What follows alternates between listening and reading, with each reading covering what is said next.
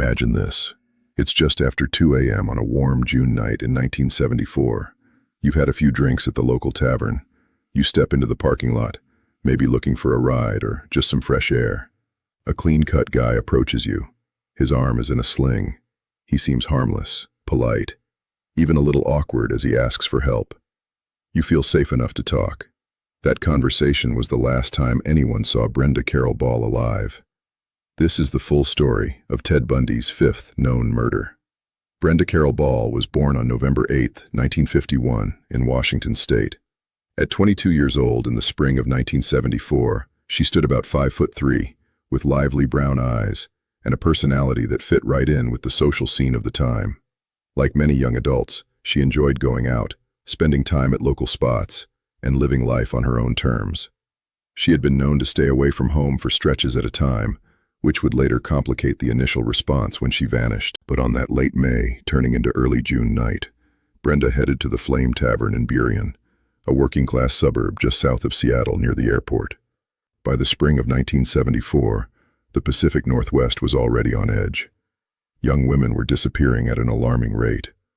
Linda Ann Healy had been taken from her basement apartment in Seattle in February. Donna Manson vanished from Evergreen State College in March. Susan Rancourt disappeared from Central Washington University in April. Then in May, Kathy Parks was abducted from Oregon State University. Police were investigating, but the public didn't yet see the full pattern. Campuses issued warnings, families worried. Yet people still went about their evenings, grabbing drinks, meeting friends, living normally. The fear was real, but it hadn't reached the point where a casual conversation in a parking lot seemed dangerous.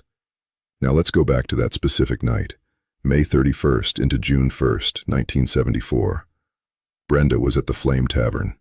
She had gone there alone or met people there. Accounts vary slightly, but she was socializing. As the night wound down around 2 a.m., she left the bar. Witnesses later remembered seeing her in the parking lot. She was talking to a man. He appeared polite, well-spoken, and had his left arm in a sling or cast. He seemed to be struggling with something, perhaps loading an item into his car or needing assistance. Brenda, being the kind of person who might help someone in apparent need, engaged with him. According to what Ted Bundy later confessed, this was the moment he struck. He had perfected the fake injury ploy. The arm sling made him look vulnerable, non-threatening, even sympathetic. It lowered people's guards. Brenda got into his light-colored Volkswagen Beetle.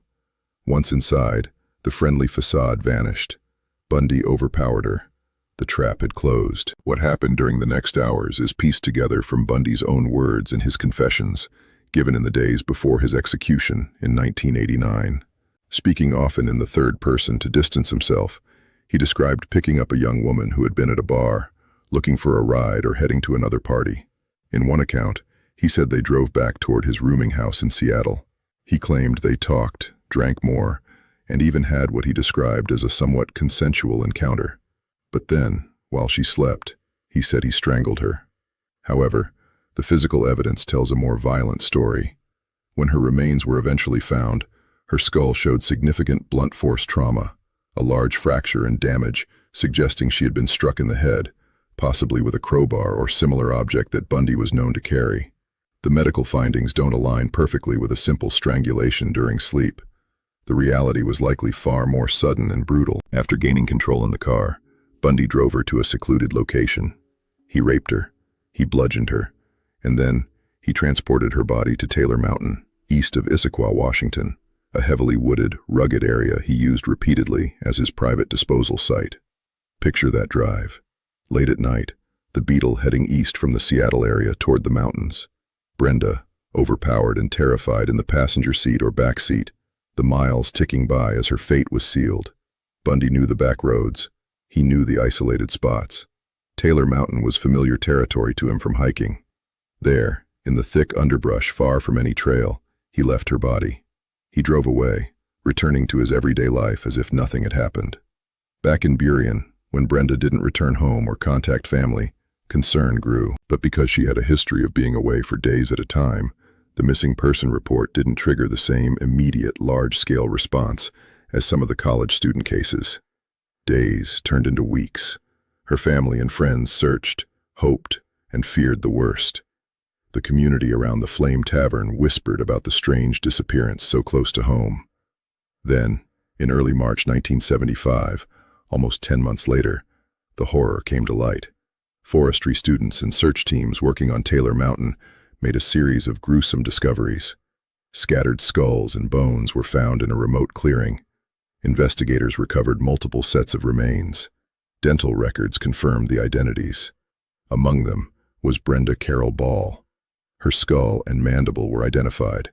The damage to the bone was consistent with blunt force trauma to the head. She had been left there with at least 3 or 4 other victims from Bundy's early spree: Linda Healy, Susan Rancourt, and Kathy Parks. Brenda's family finally had the devastating confirmation they had dreaded. The young woman who had simply gone out for an evening like so many others had crossed paths with evil. Her mother, Rosemary, and other relatives were left to grieve a loss that would never fully heal. It wasn't until the final days of his life, facing execution on January 24, 1989, that Ted Bundy began confessing to investigators and journalists. In detailed conversations, including with Stephen Michaud, he described the circumstances of Brenda's case. He admitted to the parking lot approach at the tavern. He talked about using the injury ruse. He spoke of taking her to a location, the assault, and disposing of her body on the mountain. While some details in his confessions varied or minimized his violence, claiming elements of consent or sleep strangulation, the physical evidence of the head injury and the location match his known pattern perfectly. Bundy's words revealed a calculated predator who studied human behavior, exploited trust, and chose victims who might seem slightly more vulnerable or out for the night. The arm sling was one of his most effective tools in those early months. Brenda Carol Ball was not just another name on a long list. She was 22 years old, full of life, someone who enjoyed the simple freedoms of going out with friends or by herself. Her murder robbed her of decades yet to come, potential careers, relationships, family moments. It left a hole in the lives of everyone who knew her.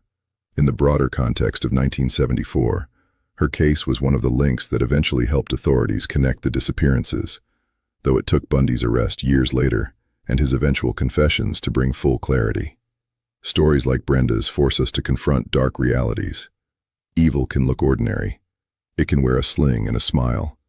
It can offer help when none is truly needed. Ted Bundy was arrested in 1975, escaped, continued killing, and was finally recaptured in 1978.